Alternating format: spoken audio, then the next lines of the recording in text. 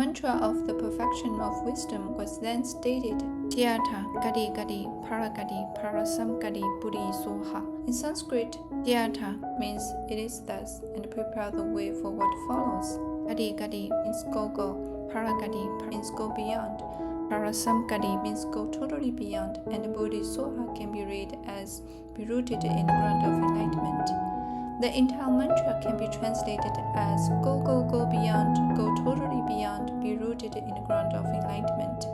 We can interpret this mantra to read, go to the other shore, abandon this shore of samsara, and cross to the other shore of nirvana and liberation.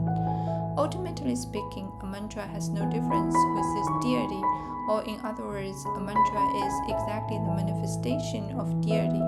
When we chant Om Mani Padme Hum, this mantra is exactly the manifestation of Avalokiteshvara, then they share the same entity.